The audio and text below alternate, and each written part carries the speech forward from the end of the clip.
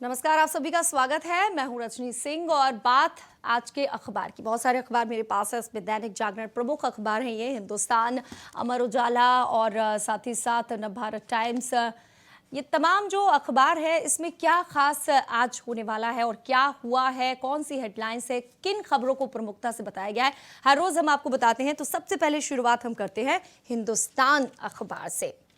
रविवार का खास इसमें सेगमेंट तो है ही, साथ ही साथ जो अगर हम सबसे पहले हेडलाइंस की बात करें, किस खबर को प्रमुखता से लिया गया है, तो सबसे अहम बलरामपुर की खबर। पीएम मोदी यहां पर पहुंचे थे शनिवार को और बलरामपुर में 5 साल में जो कुछ नहीं हुआ, उन्होंने जो योजना थी सरयू नहर राष्ट्रीय परियोजना, उसका लोकार्पण किया था और उस दौरान उन्होंने संबोधित किया था। उन्होंने कहा 5 साल में पूरे किए 50 वर्षों के काम, यानी कि केंद्र से लेकर राज्य सरकार की तारीफ इस हेडलाइंस के साथ झलकती नजर आती है कि डबल इंजन की सरकार ने क्या कुछ किया है। तो हिंदुस्तान अखबार ने इसे प्रमुखता से लिया है। इसके अलावा जो अन्य खबरों की अगर बात की जाए तो उसमें किसानों का घर लौटना हर अखबार में, जितने भी अखबार में, इसे प्रमुखता से लिया गया है क्योंकि ये बहुत लंबा आंदोलन था। 380 दिनों तक आंदोलन चला। उसके बाद कृषि कानून बिल वापस लिया गया। किसानों का नहीं, एमएसपी का गारंटी कानून बनाया जाए। बहुत लंबी लड़ाई के बाद जब वापस लौटे तो हेडलाइंस हर अखबार ने ली है और यहां लिखा, साल भर बाद किसानों का घर लौटना शुरू। तो कल जिस तरीके से शुरुआत हुई, जगह जगह पर मालाएं पहनाकर जश्न के साथ घर वापस हो रहे थे किसान, इसे काफी प्रमुखता के साथ लिया है। अब चलिए दूसरे अखबार की बात कर लेते हैं। तो ये दो जो खास बात है ये हमने आपको बताई और अब बात करते हैं नवभारत टाइम्स की। तो अगर इस अखबार की बात की जाए तो इसमें भी जो किसानों की घर वापसी है उसे प्रमुखता से लिखा गया और हेडलाइंस दी गई, किसानों की घर वापसी, टिकरी खुला, गाजीपुर और सिंगू में इंतजार। यानी कि जब तक शाम होते होते बाकी जगहों का भी इंतजार चल रहा था और ये किसानों की बहुत बड़ी जीत तो है ही, लेकिन जिस तरीके से लोग परेशान हो रहे थे, जाम से जूझ रहे थे, अब थोड़ी सी राहत उनके लिए है। तो हेडलाइंस इसे काफी प्रमुखता से दिखाया गया है एनबीटी में। और कोरोना से तो लोग लड़ाई लड़े ही, अब जब से ओमिक्रॉन आया है तब से अब टेंशन लोगों की बढ़ रही है। तो इसमें हेडलाइंस ये भी ली गई कि 27 जिलों में बढ़े कोरोना केस, केंद्र ने कहा नाइट कर्फ्यू लगे। अब जिस तरीके के हालात है, डब्ल्यूएचओ ने कहा चिंता की बात है ओमिक्रॉन को लेकर, तो ये हेडलाइंस दी गई है। तो क्या वाकई में नाइट कर्फ्यू लगेंगे, ये थोड़ा सा चिंता लोगों की बढ़ा रहा है। और ये भी उन्होंने हेडलाइन साइड सब हेडलाइंस दी है कि राज्यों की सलाह, 80% कोविड बेड भरे तो पाबंदियां बढ़ाएं। कुल मिलाकर सारे केसेस यहाँ पर, हेल्पलाइंस नंबर भी यहाँ पर दिया गया है 1075 यानी 1075 कोरोना अलर्ट की जो है लाइंस भी है यहाँ पर। नेशनल हेल्पलाइन है, वो बकायदा बहुत अच्छे से बताया गया है क्योंकि अब लड़ना है तो जानकारी बहुत जरूरी है। साथ ही जिक्र ये भी किया गया कि दिल्ली में ओमिक्रॉन का दूसरा केस भी मिला है और अब देश में 33 केसेस हो गए हैं। तो आप लोग को भी सावधान रहने की बहुत जरूरत है। तो ये हमने बात कर ली है नवभारत टाइम्स की और अब बात करते हैं दैनिक भास्कर की। तमाम अखबार में जो है कोरोना ओमिक्रॉन को लेकर ज्यादा खबरें भी हैं और जरूरी भी अलर्ट रहना। तो देखिए इसकी जो हेडलाइंस है दैनिक भास्कर की, उसमें भी कुछ यही है, ओमिक्रॉन ज्यादा फिर भी जांच कम। अब सवाल उठ रहे हैं कि जो सिस्टम है, स्वास्थ्य सुविधाएं हैं, वो कितनी कारगर है लड़ने के लिए। तो इस मुद्दे को उठाया है दैनिक भास्कर ने और लिखा है कि ओमिक्रॉन पॉजिटिव केस मामले 5 राज्यों की पड़ताल इसमें की गई है। राजस्थान की आबादी से दिल्ली में 3.5 गुना ज्यादा है और रोजाना टेस्ट 57.8% कम है, यानी टेस्ट नहीं हो पा रहे हैं। ये थोड़ी सी यहाँ पर चिंता की बात है, टेस्टिंग बहुत जरूरी है। और उसके बाद जैसे मैं आपको बार बार कह रही हूं, किसानों का जिक्र हो रहा है तो दैनिक भास्कर ने प्रमुखता से इसे छापा है और लिखा है, दिल्ली की सीमाओं पर डटे किसानों के जत्थे घर लौटे। और बाकायदा एक फोटो भी है, फोटो में फूल बरसाए जा रहे हैं, ट्रैक्टर पर किसान लौट कर आ रहे हैं। 1 साल के आंदोलन के बाद किसानों की घर वापसी, जगह जगह उनका स्वागत किया गया है।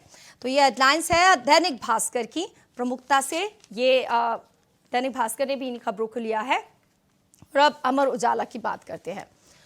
अमर उजाला की बात करें तो जैसे ही मैंने कहा कि तमाम जो लोग हैं वो या तो किसानों की चर्चा कर रहे हैं या फिर ओमिक्रॉन की चर्चा कर रहे हैं या फिर शनिवार को जो पीएम मोदी का बलरामपुर का दौरा था उसकी चर्चा की है। तो अमर उजाला का जो फ्रंट पेज है उसमें जो यही हेडलाइंस दी हुई है कि पिछली सरकारों की लापरवाही से चुकानी पड़ी 100 गुना कीमत। पीएम मोदी ने सरयू नहर परियोजना के लोकार्पण के दौरान विपक्ष पर निशाना साधा। तो फोटो बाकायदा इसमें फ्रंट पेज पे फोटो भी है जिसमें पीएम मोदी को शॉल पहना रहे हैं सीएम योगी आदित्यनाथ, इसकी भी बहुत चर्चा हो रही है।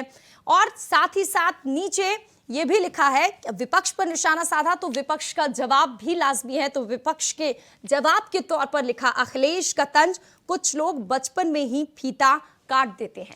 ये अखिलेश का भी उन्होंने लिखा है कि विपक्ष ने भी इसका जवाब दिया है। और नेक्स्ट जो है उसमें इस बात का जिक्र, जैसे बार बार मैं कह रही हूं, जश्न और जुलूस के साथ किसानों की घर वापसी।